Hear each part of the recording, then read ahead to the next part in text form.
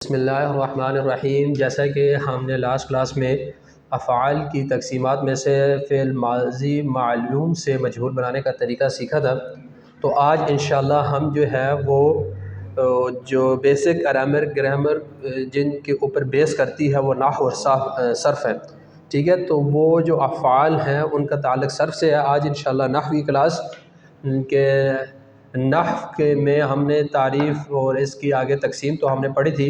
آج انشاءاللہ ہم پڑھیں گے کہ وہ اسماء جن کے اوپر پیش وہ جن کے اوپر زبر اور جن کے اوپر زیر آتی ہے وہ کون سے اسماء ہیں، جن کے اوپر پیش آتی ہے وہ کون سے اسماء ہیں، جن کے اوپر زبر آتی ہے وہ کون سے اسماء ہیں، جن کے اوپر زیر آتی ہے۔ انشاءاللہ آج ہم پڑھیں گے ان اسماء کے بارے میں۔ تو جن کے اوپر پیش آتی ہے ان کو مرفوعات کہتے ہیں، اور جن کے اوپر زبر آتی ہے ان کو منصوبات کہتے ہیں، اور جن کے اوپر زیر آتی ہے ان کو مجرورات کہتے ہیں۔ تو ہم اس کی تقسیم اس سے کریں گے کہ وہ اسماء جن کے اوپر پیش آتی ہے، ٹھیک ہے، ان کو مرفوعات، یعنی ہم ایسے کر سکتے ہیں کہ حرکت کی بنا پر کہ اسماء کی تقسیم تین طرح سے ہے، ایک مرفوعات، دوسری منصوبات، تیسری مجرورات۔ مرفوعات ہوگی اول،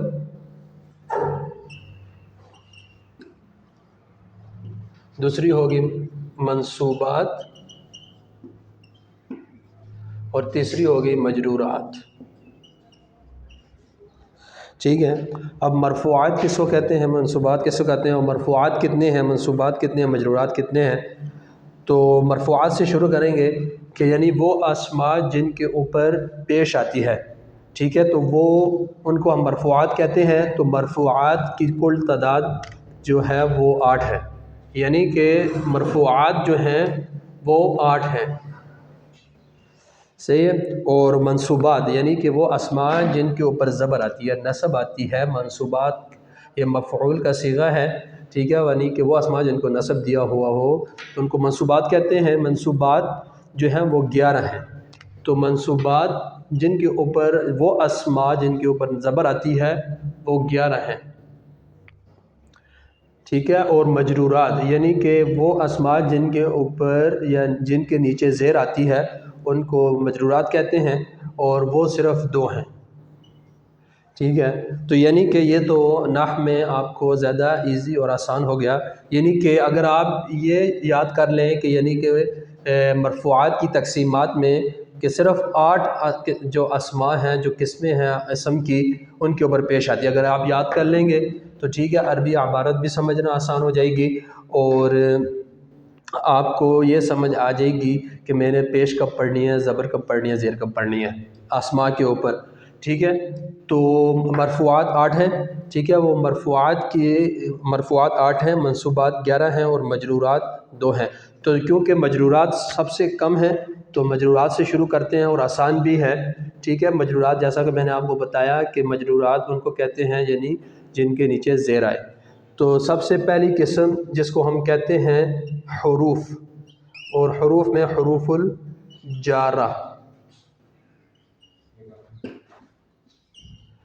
ٹھیک ہے۔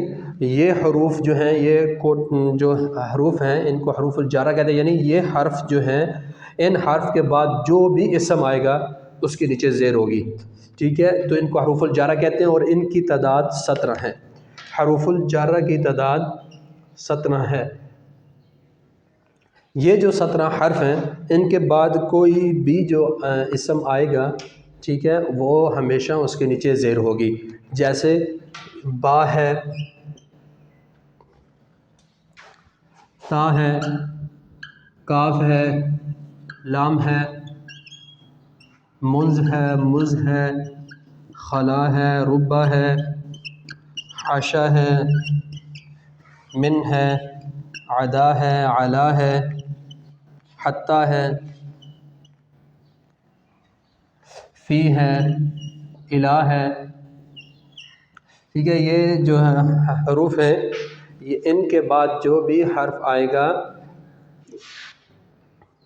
ان کے بعد جو بھی حرف آئے گا وہ ان حروف کے بعد جو بھی اسم آئے گا وہ اس کے نیچے زیر ہوگی۔ جیسے میں ایک مثال آپ کو دوں، مثال جیسے الہ کی مثال ہے۔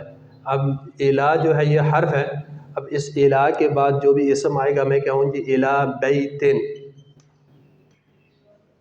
اب یہ بیت جو ہے یہ اسم ہے اور اس کے نیچے زیر آئی ہے، اس کی ریزن یہ ہے کہ یہ الا جو ہے یہ حرف الجار ہے، ٹھیک ہے، اور یہ اس کے بعد آیا ہے تو اس وجہ سے اس کے نیچے زیر ہے۔ تو یعنی کہ ان حروف کے بعد جو بھی اسم آئے گا وہ مجرور ہوگا، اس کے نیچے زیر ہوگی۔ جیسے ہم ایک اور مثال لے لیں، جیسے علی سطح، اب سطح اسم ہے، ٹھیک ہے، یہ علی جو حرف الجار ہے اور اس کے بعد آیا ہے تو اس وجہ سے یہ اسم جو مجرور ہے یہ اس علی کی وجہ سے ہے۔ تو اب کوئی بھی اسم جو ہے وہ آپ اس کے نیچے آپ زیر نہیں پڑھ سکتے سوائے ان دو ریزنز کے۔ یہ جو ہم پڑھیں گے، ایک تو ہم نے پڑھ لی، اگر ایک اسم جو ہے ان حروف الجارہ کے بعد ہو تو اس اسم کو آپ مجرور پڑھیں گے، ادر دین آپ نے اسم کو مجرور کبھی نہیں پڑھنا۔ تو اسم کو مجرور پڑھنے کی جو ریزن ایک یہ ہو گئی کہ جو ان حروف الجارہ کے بعد آئے تو آپ نے اس اسم کو مجرور پڑھنا ہے۔ اور دوسرا اسم کو جو آپ نے مجرور پڑھنا ہے، ایک ہوتا ہے مضاف، ایک ہوتا ہے مضاف الیہ، ٹھیک ہے۔ اب مضاف الیہ، اب جو بھی اسم، ٹھیک ہے، مضاف الیہ بن رہا ہوگا وہ ہمیشہ مجرور ہوگا۔ مضاف، جیسے اس کی مثال ہے غلام زیدن، اب زیدن اسم ہے، ٹھیک ہے، اور یہ مضاف الیہ ہے اس غلام کا، اور اس کی اردو میں سب سے آسان جو ہے وہ تشریح یا پھر کہیے سب سے آسان طریقہ سمجھنے کا یہ ہے کہ اس کے اردو کے معنی میں کا کے کی آتا ہے۔ جیسے ہم کہیں غلام زیدن، زید کا غلام، اب یہ کا آ گیا تو یہ اس کا مطلب یہ ہے کہ یہ مضاف اور مضاف الیہ ہے، ٹھیک ہے۔ تو اردو میں اس کو سمجھنے کے لیے اس کے معنی میں کاف آتا ہے۔ اور اسماء میں صرف دو قسم کے اسماء کے اوپر جو ہے وہ آپ زیر پڑھ سکتے ہیں، اس کے علاوہ آپ نے زیر نہیں پڑھنا، تو وہ ان میں سے ایک یہ ہے کہ جو مضاف الیہ بن رہا ہو، اور دوسرا جو ان حروف الجارہ کے بعد ہو۔ جو مضاف الیہ کی مثال جیسے میں نے آپ کو بتا دی ہے، یہ غلام زیدن، اب یہ جو زید ہے یہ مضاف الیہ ہے کس کا؟ غلام کا، یعنی کہ زید کا غلام، ٹھیک ہے۔ اور اردو میں ہم معنی مضاف الیہ کا پہلے کرتے ہیں اور مضاف کا بعد میں کرتے ہیں، اور عربک میں مضاف کو پہلے لکھا جاتا ہے اور مضاف الیہ کو بعد میں۔ اردو میں مضاف الیہ پہلے اور مضاف بعد میں، جیسے غلام زیدن، زید کا غلام، جاء غلام زیدن، زید کا غلام آیا، تو یہ مضاف ہو گیا اور یہ مضاف الیہ ہو گیا۔ اب مجرورات میں صرف دو قسم کی جو اسماء ہیں ان کے نیچے ہم نے زیر پڑھنی، وہ ہم نے پڑھ لیا، ان کو ہم مجرورات کہتے ہیں۔ ایک مضاف، جو مضاف الیہ ہو، مضاف الیہ جو ہوگا اسم ہوگا اس کے نیچے آپ نے زیر پڑھنی ہے۔ ابھی اس کے علاوہ آپ کسی بھی اسم کے اوپر زیر پڑھیں گے تو یہ غلط ہے، یہ صحیح نہیں ہے۔